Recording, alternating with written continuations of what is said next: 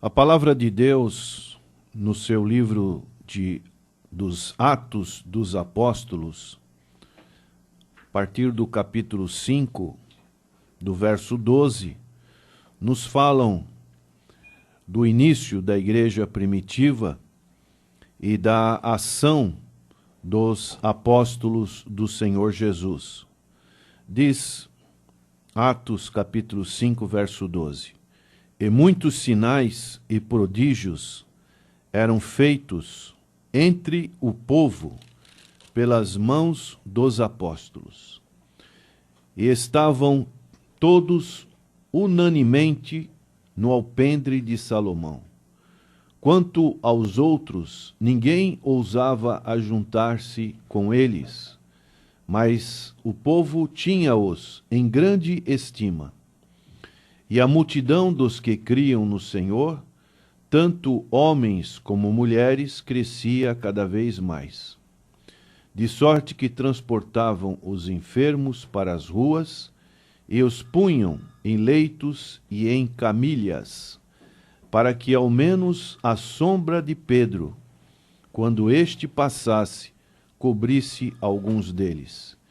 E até das cidades circunvizinhas concorria muita gente a Jerusalém, conduzindo enfermos e atormentados de espíritos imundos, os quais todos eram curados.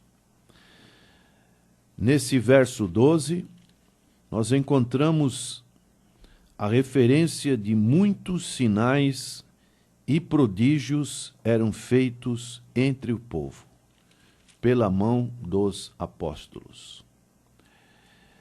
No livro de Gênesis, nós não encontramos nenhuma narrativa de milagres. Mas a partir do livro do Êxodo, através de Moisés, nós encontramos Deus realizar sinais e milagres. O mesmo nós encontramos através do profeta Elias, do profeta Eliseu e de outros profetas, e mais no Novo Testamento encontramos os milagres do Senhor Jesus Cristo, e agora nessa narrativa bíblica encontramos os sinais e milagres dos apóstolos. Quais seriam os propósitos desses milagres?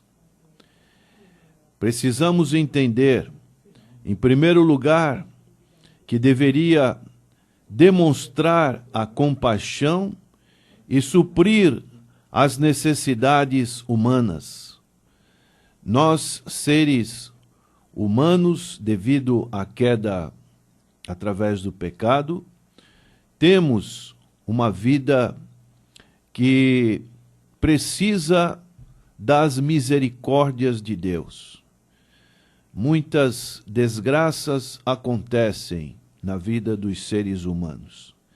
Então Deus demonstra a sua misericórdia, a sua compaixão, e também suprir as necessidades do nosso dia a dia, necessidades materiais, humanas, das quais necessitamos.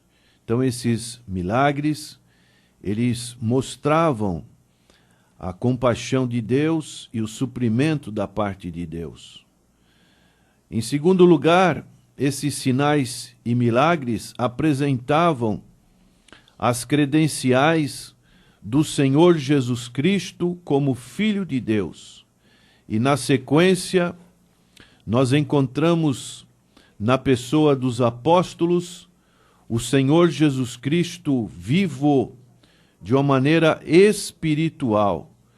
O Espírito Santo de Deus agindo através da vida dos apóstolos e os identificando na sequência do trabalho que o Senhor Jesus veio realizar. E também nós vemos um outro motivo, um outro propósito desses sinais e prodígios, através principalmente de mostrar, de transmitir verdades espirituais, necessidades espirituais que deveriam aflorar aos corações das pessoas para manifestar a fé na pessoa bendita de nosso Senhor e Salvador Jesus Cristo. Quando, por exemplo, encontramos o Senhor por 2 vezes alimentando aquelas pessoas que estavam o acompanhando e sentiram a necessidade física da fome, nós vemos que o Senhor operou o milagre da multiplicação. E ali o Senhor, na segunda ocasião, alimentou 5.000 pessoas, supriu as suas necessidades. E nesse caso, essa oportunidade, o Senhor Jesus aproveitou para mostrar àquelas pessoas que Ele é o pão vivo, o pão que alimenta as nossas almas, o pão que supre as nossas almas da necessidade espiritual. E dessa maneira, ele pôde dizer, em João capítulo 6, ele pôde dizer: eu sou o pão da vida. Eu sou o pão que desceu do céu, para o que dele comer não morra. Ele pôde dizer: eu sou o pão vivo que desceu do céu. Se alguém comer deste pão, viverá para sempre. E o pão que eu der é a minha carne, que eu darei pela vida do mundo. E ele dizia, Jesus, pois, lhes disse: na verdade vos digo, que se não comerdes a carne do Filho do Homem, e não beberdes o seu sangue, não tereis vida em vós mesmos. Quem come a minha carne e bebe o meu sangue tem a vida eterna, e eu o ressuscitarei no último dia. Porque a minha carne verdadeiramente é comida, e o meu sangue verdadeiramente é bebida.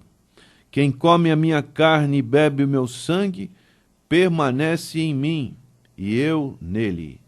Dessa maneira, os sinais e milagres apontados pelo Senhor Jesus, e agora também por Pedro e João, como por exemplo na cura do coxo, conforme narrativa de Atos capítulo 3, Pedro aproveitou aquele momento para dizer ao povo e também ao concílio judaico que era necessário, assim como houve aquele milagre daquele coxo andar, também através da salvação em Cristo Jesus, nós poderíamos deixarmos de ser coxos, mancos espiritualmente falando, e estarmos andando no caminho do Senhor Jesus, como ele disse em João 14, verso 6. Eu sou o caminho, a verdade e a vida, e ninguém vem ao Pai a não ser por mim. E dessa maneira, Pedro e João e os demais apóstolos estavam se identificando como servos do Senhor Jesus Cristo vivo. Os apóstolos e os profetas, dessa maneira, lançaram os alicerces da igreja. O apóstolo Paulo diz aos Efésios capítulo 2, verso 20, sobre isso: edificado sobre o fundamento dos apóstolos e dos profetas, de que Jesus Cristo é a principal pedra de esquina, no qual todo edifício bem ajustado cresce para templo do Senhor, no qual também vós, juntamente sois edificados para a morada de Deus no Espírito. E dessa maneira, esses alicerces já estão lançados. Não podemos lançar outros alicerces a não ser esse. E, na sequência, na atualidade, os pastores, os mestres, os evangelistas edificam a igreja do Senhor na atualidade sobre esses alicerces. Agora, dentro desse aspecto de sinais e milagres que encontramos aqui nessa narrativa, o maior milagre de todos é a transformação de um pecador em um filho de Deus. Milagre realizado pela graça de Deus, conforme Efésios capítulo 2, verso 8 e 9. Pela graça sois salvos, isto não vem de vós, é um dom de Deus. Esse é o milagre que supre a maior de todas as necessidades. Esse é o milagre mais duradouro, porque vale para a vida eterna, e pelo qual foi pago o mais alto preço, um preço que custou a vida do Senhor Jesus Cristo, Filho de Deus. O sangue do Senhor Jesus, ele nos purifica de todo o pecado. E isso é, como diz um cântico, eu sei que foi pago um alto preço para que eu fosse um com o Senhor Jesus Cristo. Esse é o milagre do qual todos nós podemos participar ao compartilhar a mensagem do Evangelho. Por isso Paulo dizia aos Romanos capítulo 1, verso 16, pois não me envergonho do Evangelho, que é poder de Deus para a salvação de todo aquele que crê, primeiro dos judeus, depois do grego. Então, esses apóstolos e o povo de Deus estavam todos, diz a palavra no verso 12, unanimemente no alpendre de Salomão, um lugar ali perto do templo, onde eles se reuniam. E o resultado disso tudo era que o povo os tinha com grande estima. O povo gostava de ver aqueles irmãos reunidos. E a multidão dos que criam no Senhor, Lucas coloca tanto homens como mulheres. Lucas faz a referência não somente no livro de Atos, mas também no livro do seu próprio Evangelho de Lucas. Lucas faz muita a menção das mulheres, que crescia cada vez mais. E nós podemos ver um paralelo que está em Gálatas, capítulo 3, do verso 26 em diante, diz, porque todos sois filhos de Deus pela fé em Cristo Jesus, porque todos quantos fostes batizados em Cristo já vos revestistes de Cristo. Nisto não há judeu nem grego, não há servo nem livre, não há macho nem fêmea, porque todos vós sois um em Cristo Jesus. Então Lucas dava muita ênfase para o fato das mulheres estarem ali com os apóstolos. E nós vemos que os enfermos eram curados.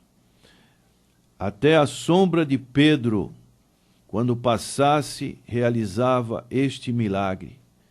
E o resultado era que até das cidades circunvizinhas concorria muita gente a Jerusalém, conduzindo enfermos e atormentados de espíritos imundos, os quais eram curados. Então, louvado seja o nome do Senhor por esses fatos ocorridos no início da Igreja Apostólica. E que Deus nos dê a graça para que também isso seja realizado em nossos dias. A palavra de Deus nos diz em João, no capítulo 14, a partir do verso 12, diz assim: na verdade vos digo, que aquele que crê em mim, também fará as obras que eu faço, e as fará maiores do que estas, porque eu vou para meu Pai. E tudo quanto pedirdes em meu nome, eu o farei, para que o Pai seja glorificado no Filho. Se pedirdes alguma coisa em meu nome, eu o farei. O que podemos pedir neste dia? Qual deve ser a nossa oração? E com certeza o Evangelho, ele produz a transformação de almas. Esse é o nosso objetivo. Que possamos pedir ao Senhor e Ele possa realizar essa mudança, essa transformação no interior das vidas. Que essa seja a nossa oração.